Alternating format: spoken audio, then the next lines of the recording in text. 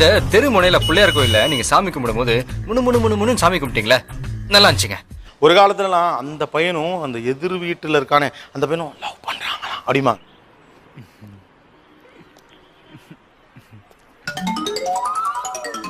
லவ்ங்கிற வேர்டே வெளியில வராது, காதலிக்கிறாங்களா அப்படிங்கிற வேர்டே வெளியில வராது.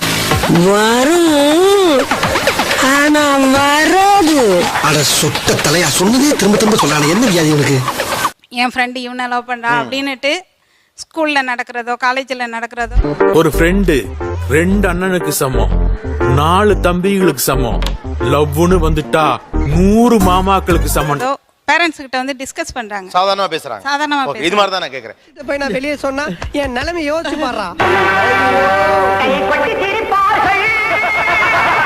சார், என்னுடைய வீட்டில் என் பையன் வந்து யூகேஜி படிக்கிறான்.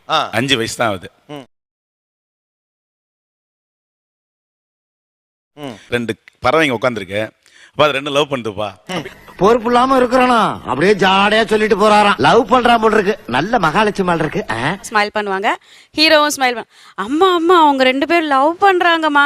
அட உம்மால 5 வயசு தான் ஆகுது என் பொண்ணுக்கு. சர்வ சாதாரணமா பக்கத்து வீட்டு பையன், அந்த பையனை காட்டி இவன் வந்து என்னைய லவ் பண்ணதை நான் பார்ப்பேன். எல்லாம் பார்த்துப்பா. ரொம்ப நன்றி. ஒரு காதல் பாட்டு, ரொமான்டிக் சாங் ஓடிக்கிட்டு இருக்கப்ப உங்க ரியாக்ஷன் என்ன? அவ்வளவு.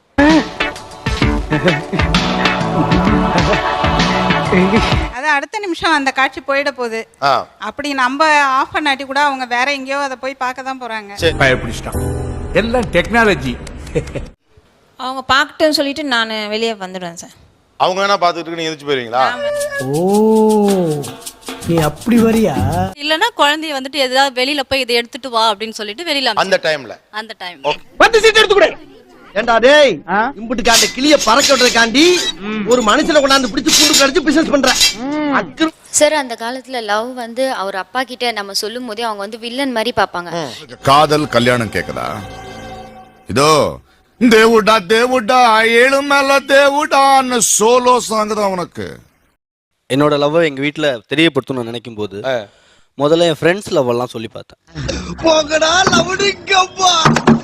அத்தாரிட்டி அப்பா கிட்ட இருக்கு. ஆனா மேரேஜ் மட்டும் அவனே பண்ணிக்கிறது எந்த ஏத்துக்க முடியுங்க?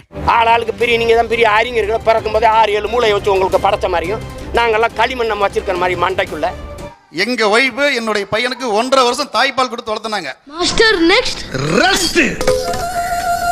கனவுகள் இருந்தா உங்கள் வாழ்க்கையை நீங்க வாழுங்க சார். எங்க கனவுகளோட நாங்க வாழறோம் சார் எங்க வாழ்க்கையை. அரிசி முட்டைங்க வாங்க. வரமாட்டேன், வந்தா நீ அடிப்ப. நீ வரலனாலும் அடிப்ப. உங்களுக்குன்னு ஒரு கனவு இருக்கு, உங்களுக்கும் ஒரு ஸ்டேட்டஸ் இருக்க மாதிரி உங்க பையனுக்கும் ஒரு கனவு இருக்கும்ல? No no no.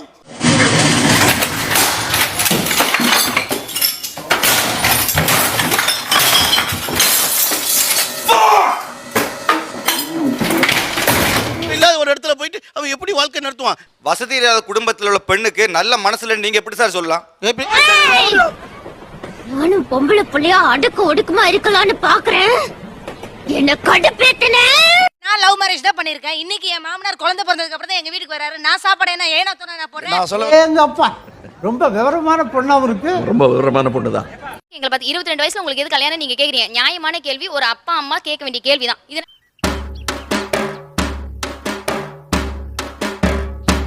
படின்னு சொன்ன பொண்ணு உங்களை நம்புது. ஆனா அந்த 2 வருஷத்தை அந்த கேப்ப நீங்க பயன்படுத்திக்கிட்டு அவங்க காதல பிரிக்க நான் அப்படியே ஷாக் ஆயிட்டேன். சரி படிக்கல இவ போய் இவரை லவ் பண்ணுவாளா அப்படின்னு தான் சார் எதிர்பார்த்து.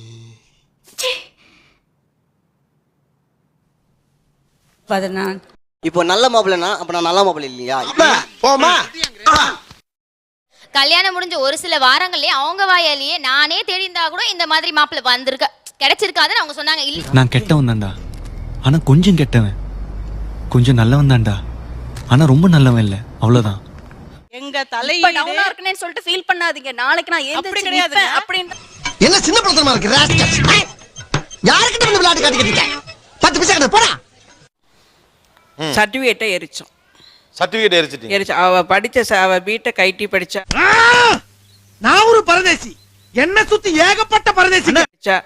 கிட்டத்தட்ட 120-150 சர்டிபிகேட் எல்கேஜில இருந்து வாங்கிட்டு சர்டிபிகேட்டை எரிச்சோம். இவ்வளவு கேவலமா நடந்துக்குவேன்னு நான் நினைக்கல. உன் மேல ரொம்ப மரியாதை வச்சிருந்தையா? சீர்வரிசை செஞ்சு கல்யாணத்தை செஞ்சா ஊரை விட்டு ஒதுக்கி வச்ச மாதிரி இப்போ ஒதுக்கி வச்சிருக்கோம். உங்களுக்கு எல்லாம் சாதி பெருசா இருக்கலாம், ஆனா எனக்கு இவன் தான் பெருசு. வாட போலாம்.